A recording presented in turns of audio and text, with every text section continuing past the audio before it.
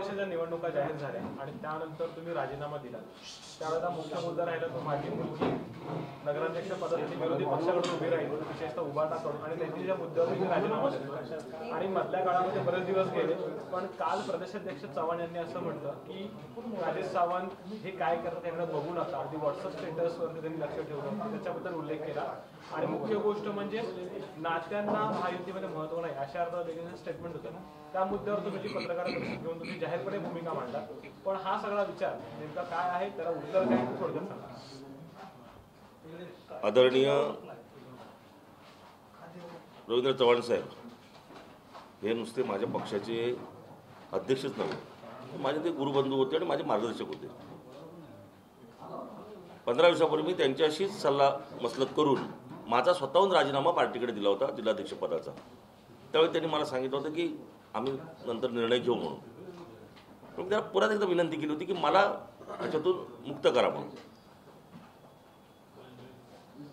आणि काल पाहिलं मी, ते आले आणि त्यांनी सांगितलं की राजेश सावंत आता भारतीय जनता पार्टीचा भाग नाही.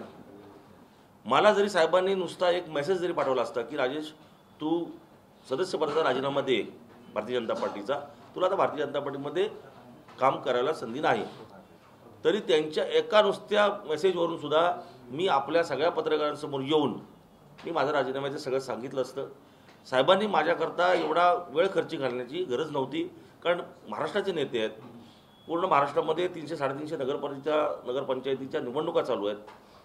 माझ्या नेत्यांना इथं यावं माझ्यासाठी आणि वेळ खर्ची करावा असं मला स्वतःला वाटत नाही. वाटलं, चुकीचं वाटलं की माझ्यामुळे असं त्यांना स्वतःचा अमूल्य वेळ खर्ची करावा लागला. आणि त्याच्यामुळे त्यांनी कधीही मला चांगल्या गोष्टीसाठीच मार्गदर्शन केलं. त्यांनी मला पक्षात घेतलं, मला अध्यक्ष केला, एकदा नव्हे दोनदा केला. कायमस्वरूपी ते माझ्या पाठीशी राहिले, कुटुंब म्हणून राहिले, परिवार म्हणून राहिले. आणि त्यामुळे ते आजही आदरणीय आहेत, उद्याही आहेत, परवाही आहेत. पण साधारणपणे तुमचा स्टँड काय आता भविष्यात प्रचारासंदर्भातला मुलीच्या? आतापर्यंत आज सकाळपर्यंत माझ्या घरावरचा झेंडा हा भारतीय जनता पार्टीचाच होता. मी भारतीय जनता पार्टीचा राजीनामा देण्याच्या परिस्थितीतच नव्हतो. पण पार्टीनंच काही गोष्टींमुळे करायची मला बाजूला केला असेल, हरकत नाही. मी पार्टीचा निर्णय स्वीकारला आहे. कालपर्यंत मी माझ्या मुलीच्या प्रचारात कुठेही नव्हतो ना, मी तिचा फॉर्म भरायला पण गेलो वडील असताना सुद्धा. परंतु आज या निर्णयापर्यंत मी आलो की जर पार्टीनं मला मोकळा केला आहे तर माझ्या मुलीसाठी मी आता फिरू शकतो असं मला स्वतःला वाटतं. हो, नक्की, 100%. राजीनामा दिल्यानंतर तुमच्या अडचणीत वाढ झाली का असं वाटत? माझ्या अडचणीत? माझ्या कसल्या अडचणीत? मला काय अडचण नाही, कारण माझ्याकडे काय, माझं टर्नओव्हरच जे कमी आहे तर मला कुठलीच अडचण नाही. माझ्या कोणी येणार नाही.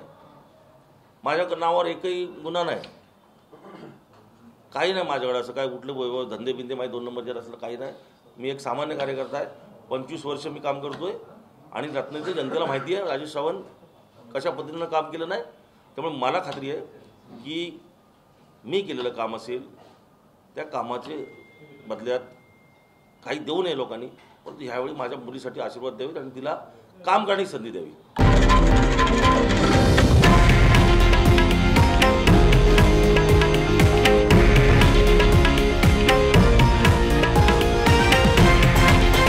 हे आहे देशातील नंबर 1 न्यूज नेटवर्क आणि आपण पाहत आहात TV9 मराठी, एकमेव.